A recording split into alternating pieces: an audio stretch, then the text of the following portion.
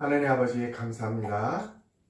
오늘도 하나님 앞에 예배드리오고 하나님께 경배하오니 하나님이 우리 가운데 임하여 주시고 또 이곳에서 하나님 말씀으로 인한 감동과 그 말씀의 능력이 체험되어지고 또 그 말씀이 우리 온몸을 사로잡아 그 말씀 앞에 순종하고 굴복하며 그 말씀으로 이 한 주간도 승리하며 능력 있게 사는 우리 모두가 되기를 하나님 도와주시옵고 이 시간 온전한 영광이 아버지께만 돌려드릴 수 있도록 인도하여 주옵소서. 예수님 이름으로 기도합니다. 아멘.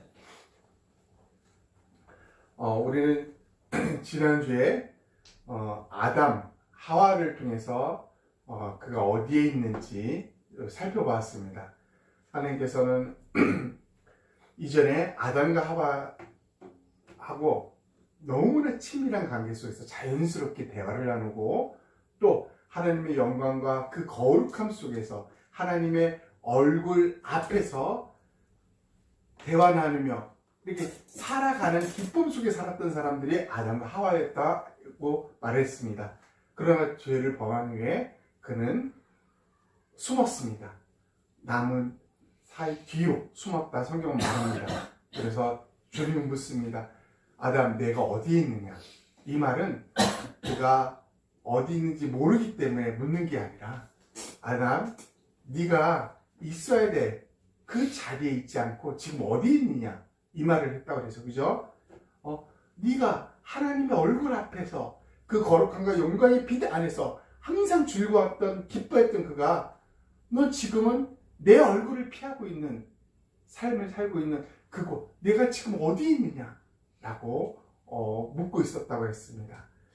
이제 이 이야기를 우리는 구약을 통해서 또 신약을 통해서 하나님이 이 아담과 같은 상황이 우리에게 펼쳐지는 것들을 우리에게 보여주곤 합니다. 그 중에 오늘은 구약의 다윗을 통해서 하나님이 어떻게 일하시고 그 다윗과 어떻게 관계가 회복되는지를 우리에게 보여주고 있습니다. 사무엘하 11장, 12장을 통해서 다윗이 엄청난 지금까지 경험해 보지 못한 엄청난 일들을 경험하게 됩니다. 사무엘상 하 11장에는 다윗의 범죄에 대해서 신랄하게 11절 전체에 걸쳐서 나열해 주고 있습니다. 그리고 12장에서는 그 범죄에 대한 대가, 그게 무엇인가를 분명하게 보여주고 있습니다. 이때가 다윗에게 있어서 생애 최고의 그런 어두운 시절이 아니었나, 암울한 시절이 아니었나 생각됩니다. 물론 그 전에 사울 왕으로 인하여서 죽음을 당하려고 하는 수많은 시간들이 있었어요. 그것은 비교가 안 돼요. 그때는 그 목숨이 유태한 시간, 그 순간조차도 하나님이 그를 보호하고 있었기 때문에. 그런데 지금 이 순간에는 놀랍게도 다윗이 하나님이 없는 하나님이 보이지 않는다는 착각 속에서 범죄를 저지르는 그런 일을 하게 됩니다. 그래서 그는 정말 해서는 안 돼. 왕으로서도 평범한 사람으로서도 해서는 안 될 그런 죄를 범하게 됩니다. 그것은 바로 그가 이전에 그가 어떤 존재였는지를 알면은 그게 엄청난 얼마나 큰 죄인가를 발견하게 됩니다. 이전에 다윗은 어떤 사람이었습니까?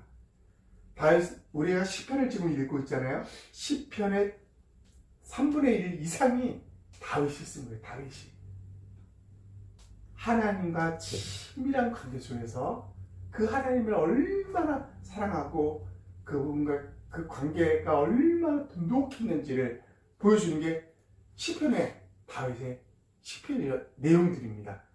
그 중에 일부를 한번 우리가 좀 살펴보도록 하겠습니다.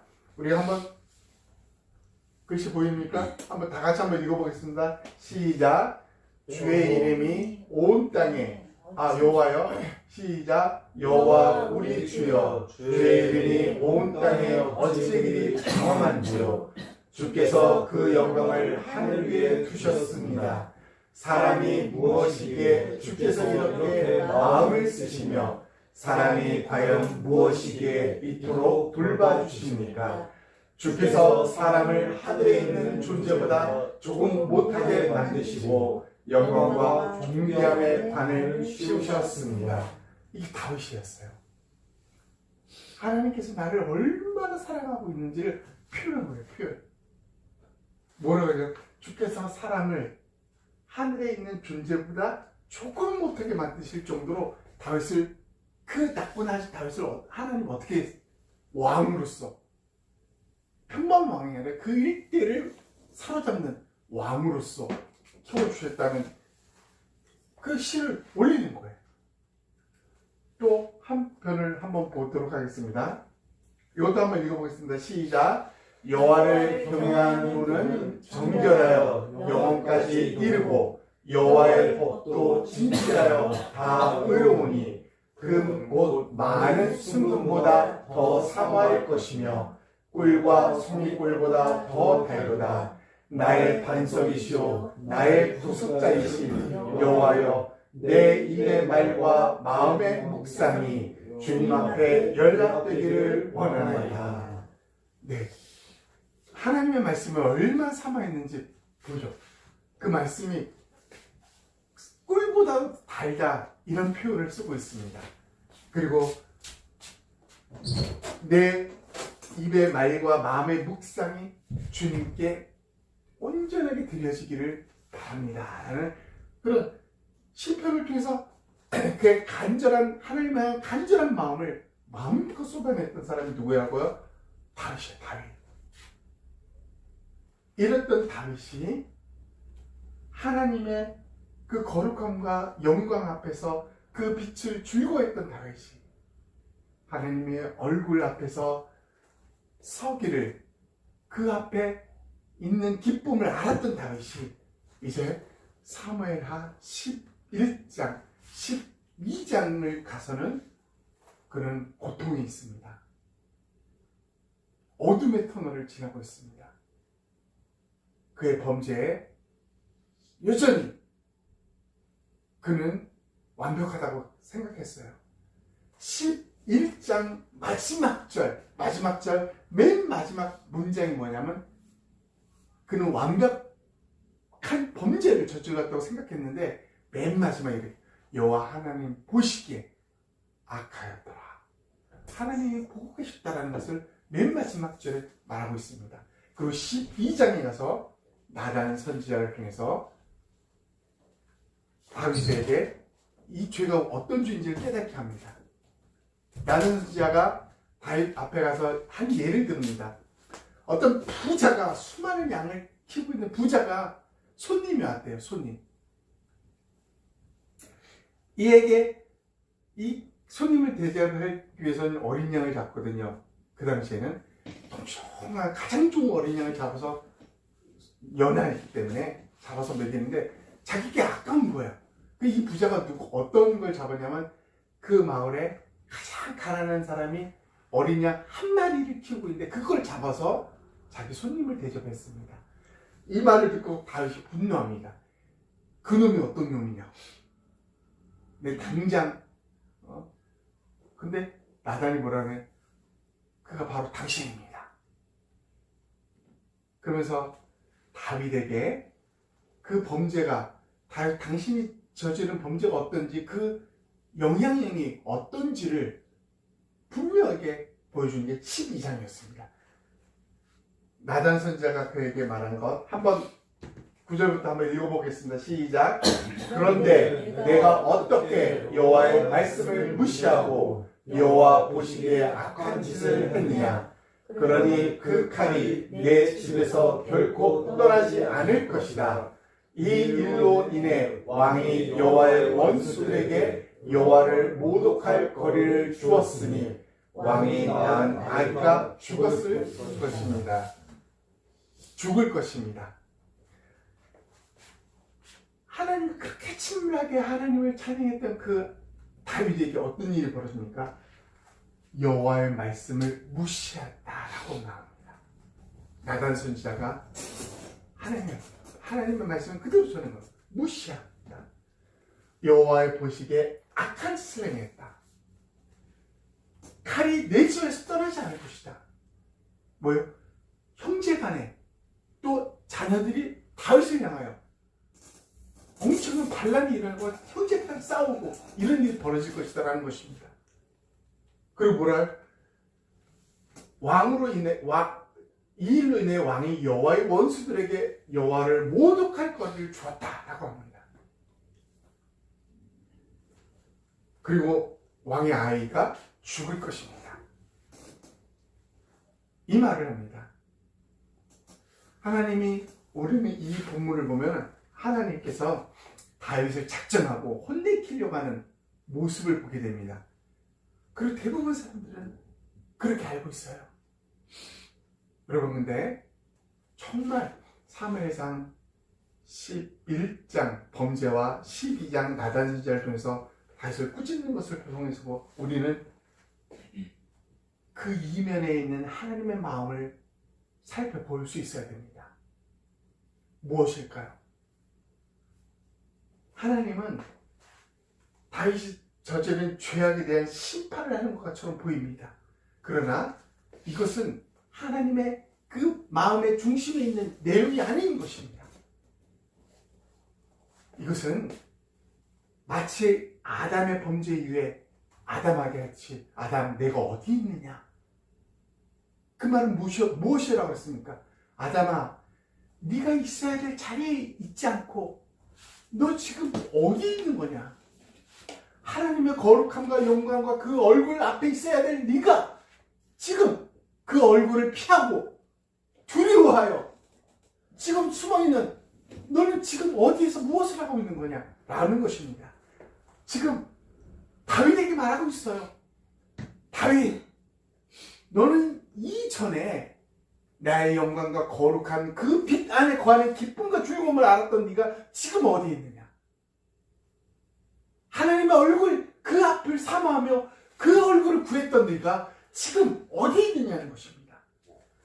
하나님의 거룩함을 떠난 그곳에서 너에게 벌어지는 일이 무엇인지를 보라는 것입니다. 하나님의 그 얼굴 앞에서 벗어난 삶이 무엇인지를 보라는 것입니다.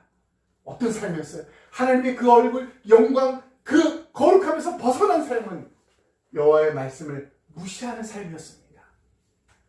여호와의 보시기에 악한 짓을 하는 삶이었어요. 칼이 그 집안을 쑥대밭으로 만드는 삶이었다는 것입니다. 그리고 하나님을 모독하는 삶, 그리고 아이가 죽는 삶, 이런 처참하고 비참한 삶이 어떤 삶이라고요? 하나님의 영광과 거룩함, 그의 얼굴을 떠난 그 자리에서 삶이 이런 삶이라는 것입니다. 이것을 하나님은 다윗에게 알려주기를 원했습니다. 다윗, 네가 지금 있는 그 삶이 얼마나 비참한 삶인지 보라는 것입니다. 이전에 나와의 그 풍성함 속에 살았던 삶이 얼마나 행복했던 것이, 얼마나 소중한 것이, 얼마나 귀한 것인지를 보라는 것입니다. 그래서 이 일 후에 다윗은 큰 회개를 하며 눈물을 쏟고 하나님 앞에 나옵니다. 그리고 그 다윗이 이 나단 선지자의 죄에 대한 이야기를 듣고 나서 자기 죄를 회개하는 진심으로 쏟는 시편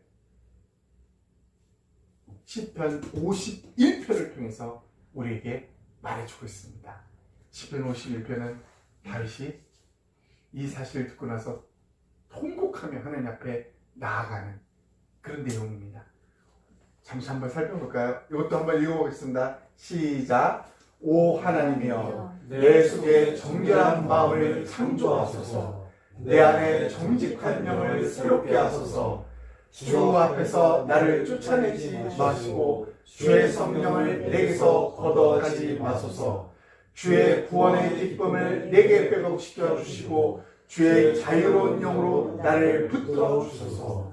여러분, 이 짤막한 시를 통해서 무엇을 다윗의 간절한 마음이 여기 배어있지 않습니까?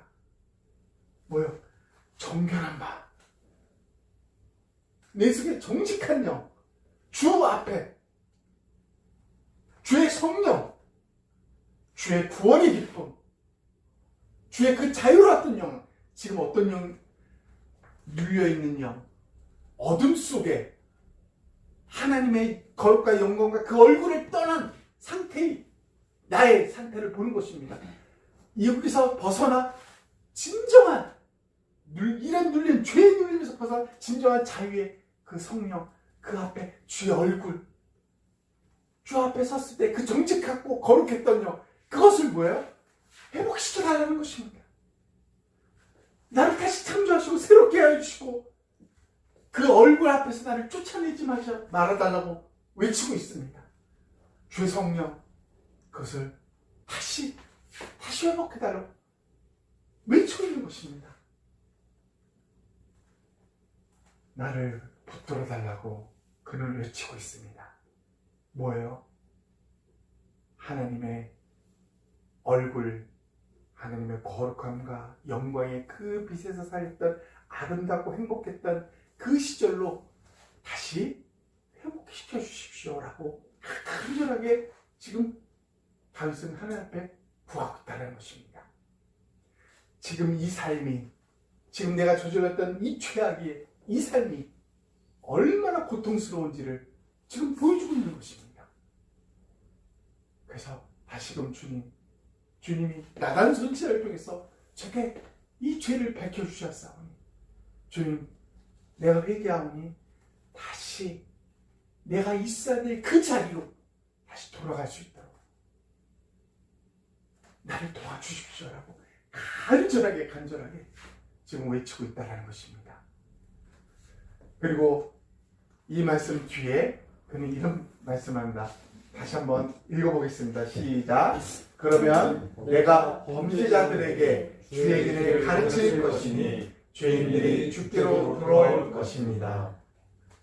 나를 그렇게 다시금 하나님의 얼굴 앞에 나를 세워주시면, 나를 다시 회복시켜주시면, 하나님의 거룩과 영광 그 앞에 즐거움을 제대로 아는 예전의 그 상태로 다시 돌려주신다면, 그러면 그렇게 한다면 뭐예요? 내가 범죄자들이 어떤 범죄자들이에요? 어떤 범죄를 저지른 사람? 있어야 할 곳에 있지 않은 자들에게 말하는 것입니다. 하나님의 얼굴, 그 앞에 있어야 될 그 자리가 아닌 다른 곳에 있는 자들, 그 사람은 모두 범죄자라는 것입니다. 하나님의 거룩함과 그 영광의 빛을 떠나 다른 곳에 있는 모든 사람들, 그 범죄자들에게 주의 길을 가르치겠습니다. 주의 도, 주의 말씀, 주의 율법. 그게 구체적으로 무엇입니까? 나단 선지자를 통해서 다윗에게 말했듯이, 다윗, 네가 있어야 될 자리는 여기가 아니라는 것이죠. 네가 있어야 될 자리는 하나님의 얼굴, 그 앞이라는 것, 그 도를 내가 그들에게 가르칠 것입니다. 그러면 어떤 일이 그러면 그 죄인들이 주께로 돌아올 것입니다. 그 죄인들이 하나님께로 돌아오게 될 것입니다. 마치 다윗 자신이 그러하듯이 하나님의 영광을 떠났던 그들이, 그 영광이, 하나님 영광이 없는 그 삶이 범죄자의 삶이요, 죽음의 삶이요, 지옥의 삶이었는데, 이 삶에서 그들은 다시금 하나님의 영광과 거룩, 그 얼굴이 빛나는 그 삶으로 다시 돌아오게 될 것입니다 라고 다윗은 고백하고 있다는 것입니다. 말씀을 우리 한번 정리해 보도록 하겠습니다. 우리는 아담과 하와를 통해서 하나님께서 아담과 하와의 범죄 이후에 하나님의 마음은 어땠는지를 살펴보았습니다. 하나님은 아담, 하와, 너 지금 어디에 있느냐? 네가 있어야 될 그 자리에 왜 있지 않느냐? 하나님의 얼굴 앞, 하나님의 거룩과 영광을 즐거워했던 그곳이 아닌 왜 엉뚱한 곳에 네가 있느냐라고 아담과 하와에게 묻습니다. 이 일은 오늘 다윗에게도 동일했습니다. 다윗, 네가 있어야 될 그 영광의 자리가 아닌 왜 네가 이 자리에 있느냐 이거예요. 그곳에 칼이 난무하고 죄가 난무하고 어둠과 공포와 두려움이 난무한 그곳에 왜 네가 거기에 있느냐는 것입니다. 하나님의 영광, 거룩함, 그 얼굴 앞에 있지 않는 너의 모습을 보라는 것입니다. 다윗에게 그의 죄의 중함을 알려줌으로써 네가 있는 지금 있는 이 곳이 얼마나 고통스러운 곳인지를 네가 깨달으라고 합니다. 다시금 돌아오라는 하나님의 마음이라는 것입니다. 그리고 다윗은 하나님의 마음을 알고 하나님 나를 새롭게 해주십시오. 나의 정직한 영, 나의 정결한 영, 주의 영을, 주의 구원의 기쁨을 주 앞에서 자유롭게 주님과 친밀하게 생했던 그 영을 다시 회복시켜 주십시오 라고 간절하게 부르짖습니다. 그리고 나서 그는 주님, 여전히 지금도 있어야 될 자리가 아닌 엉뚱한 곳에 있는 자들을 향하여 그 범죄자들에게 내가 이 하나님의 마음을 알려주겠습니다. 이 하나님의 마음을 전하겠습니다 라고 합니다. 그러면 그들은 반드시 주께로 돌아올 것입니다 라고 말합니다. 하나님의 마음은 우리의 범죄로 인해 우리를 치는 것이 아닙니다. 우리를 괴롭게 하고 그 죄의 대가로 받게 하는 그런 무지막지한 하나님으로 우리에게 보여줄 수는 있어도 하나님의 그 마음이 아닌 것입니다. 얘들아, 하나님의 얼굴을 떠난, 하나님의 거룩을 떠난, 하나님의 영광을 떠난 그 자리는 이렇게 아프고 고통스럽고 이렇게 슬프고 이렇게 주저앉을 수밖에 없는 전면적인 삶밖에 없다는 것을 보여주고 있는 것입니다. 그러면 돌아오라는 것입니다. 네가 있어야 될 그 자리, 네가 제대로 인생을 살 수 있는 그 자리, 바로 하나님의 영광, 거룩함, 그분의 얼굴 앞으로 돌아오라. 이것이 하나님의 메시지인 것입니다. 오늘 이 말씀을 기억하면서 우리 한번 1분 동안 하나님 앞에 간절하게 기도하는 이 시간을 갖도록 하겠습니다. 하나님 아버지 감사합니다. 오늘 또 우리에게 말씀하여 주시니 이 말씀으로 인하여서 하나님 아버지 다윗의 경험들이, 다윗의 그 간절함들이 하나님 아버지 우리 안에서 일어나게 하여 주시며, 하나님 우리가 있어야 될 온전한 자리가 어딘지를 분명히 알게 하여 주옵소서. 하나님의 얼굴을 떠나고 그 거룩함과 영광의 빛을 떠난 삶은 지옥의 삶이요, 고통의 삶이요, 칼이 난무하는 삶이요, 죽음이 난무하는 삶이요, 하나님을 모독하고 하나님을 모욕하는 거짓된 그런 삶이 될 수밖에 없다는 것을 하나님 오늘 우리에게 깨닫게 하여 주옵소서. 하나님 우리가 다윗이 그 간절한 시편 51편의 간절한 바람처럼 우리 안에 다시금 정직한 영, 거룩한 영, 정결한 영을 다시금 회복시켜 하나님의 거룩함을 사모하고 그 영광을 사모하며 하나님의 얼굴을 사모하며 그 앞에서 살아가는 우리 모두가 될 수 있도록 축복하여 주시고 축복하여 주시옵소서. 예수님 이름으로 기도합니다. 아멘. 왕이신 나의 하나님, 내가 주를 높이고 내가 주를 높이고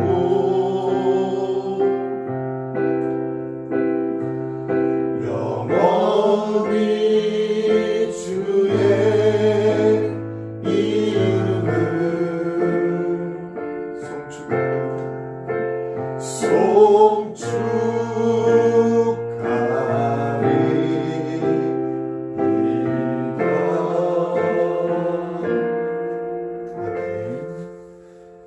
지금은 우리 주 예수 그리스도의 은혜와 하나님의 크신 사랑과 성령님의 교제하심과 교통하심이 우리의 삶, 우리의 인생, 우리의 있어야 될 그 자리가 어딘지를 분명히 알고 하나님의 얼굴을 구하며 그 영광과 거룩한 빛 안에 하나님과 동행하는 삶을 살기를 소망하는 이 백성들 머리 위에 지금부터 영원토록 함께 있을지어다.